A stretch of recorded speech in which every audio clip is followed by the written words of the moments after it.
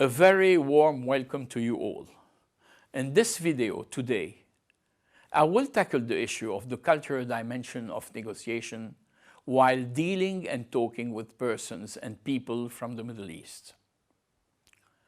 What I intend to propose in this video is not a list of images and prejudices concerning a culture with which we are not very much familiar.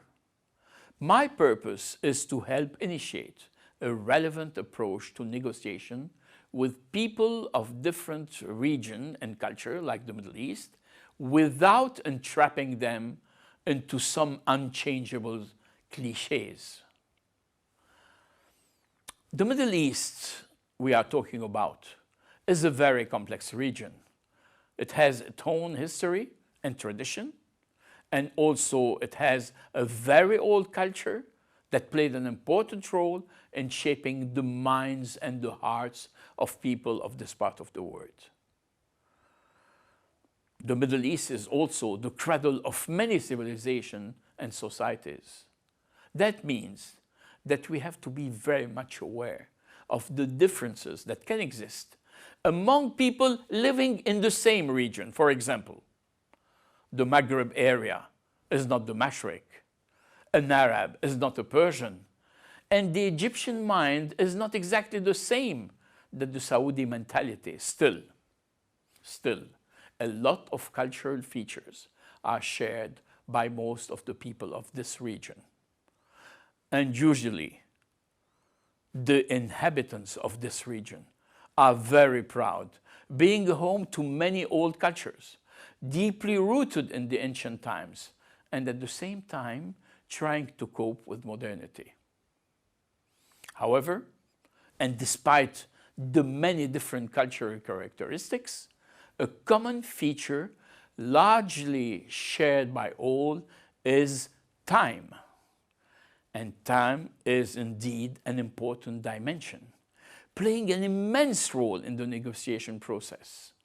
In the Middle East, it has a crucial importance. You didn't usually do business in the Middle East very quickly. It is not a matter of know-how or a question of skills. It does not depend on how smart or how clever you are. It is a pattern, I would say, of behavior.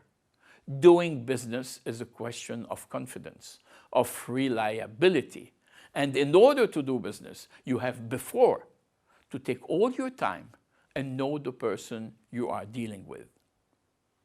So, usually, a person involved in negotiation should be very, very patient.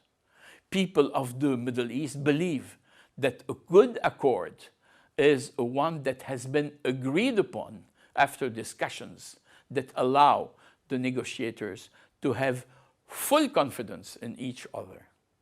Time, confidence, and the genuine relationship constitute a strong basis for a good implementation of a deal. Furthermore, negotiators from the Middle East will not hesitate to initiate personal relations with you, while a negotiation involving Westerners would carefully draw the line between the private life and the commercial affairs. A negotiator coming from the Middle East would be very much eager to know about the family life of his counterpart. He would mix private remarks and professional proposals while negotiating. As for the discussion per se, a negotiator from the Middle East will never oppose at first sight any proposition coming from his counterpart. He will rather keep open all the possibilities stemming from a negotiation.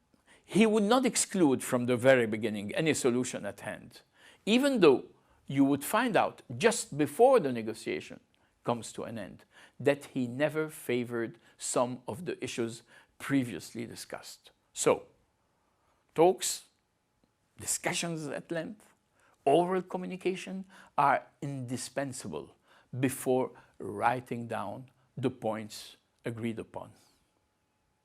Oh, another important point. One should always endeavor, all the time, to underline the shared equal benefits of the proposals put forth, so that when talks succeed and the deal is reached, all parties would happen to have reached a win-win solution. This point is important for the Middle Eastern negotiator. But if talks fail, it is crucial not to cut formally all links and to seem to be just dropping the whole affair. Never seem to be closing further opportunities, and always think to save face, especially vis-à-vis the company, the public authorities, or even the family of the person with whom you initiated negotiation and who is no longer a negotiator, but now a very dear friend. After all, God only knows what lies ahead.